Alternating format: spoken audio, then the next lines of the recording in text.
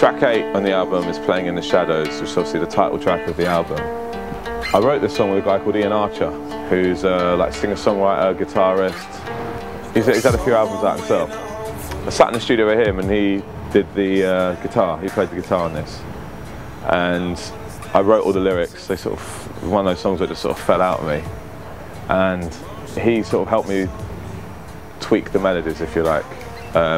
Because I might be like, do something as simple as like, I got someone waiting at home for me, and he'll be like, no, someone waiting at home for me. You know what I mean? So just literally change that note at the end, and he's great with stuff like that.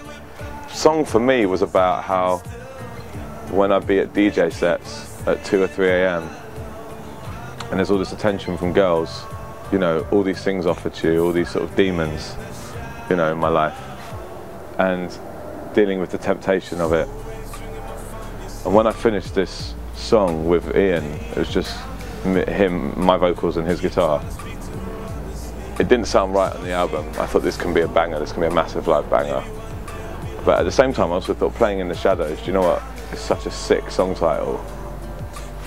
It should be the title of the album, because this is me now, this is where I am. I've been waiting in the shadows to come out for so many years, you know, so not come out, to, you know, come out into the public eye and have big, you know, big tunes. And then there's the playing in the shadows in the darkness, the late at night. And it actually comes from a Kasabian song, Underdog, which is one of my favourite Kasabian songs. There's a lyric that goes, we'll be waiting in the shadows. And originally the song was going to be called Waiting in the Shadows, and I just thought, nah, because waiting in the shadows isn't that positive. It's almost like you're unsure.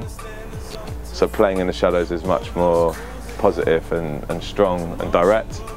I think it was the second to last track to be finished the album, maybe one of the last ones. I basically went to Chasing Status, who did Sick Note on my last album, and they've done a remix for me before, really good mates of mine.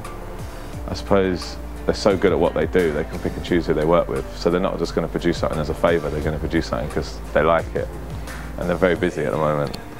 And luckily I sent them this, and I thought that Saul from Chasing Status would really like it, because I know he loves his grunge music, and it's a very grungy song lyrically, and the guitar.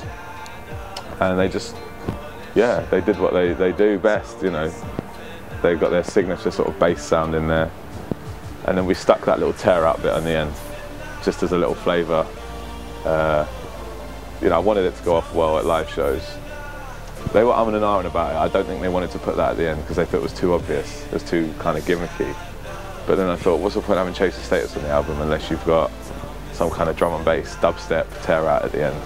So I had to really fight for that to go on. But it is probably my favourite song on the album. But I'm not bored of it at all. I'll keep listening to it, and I can't wait to perform it live.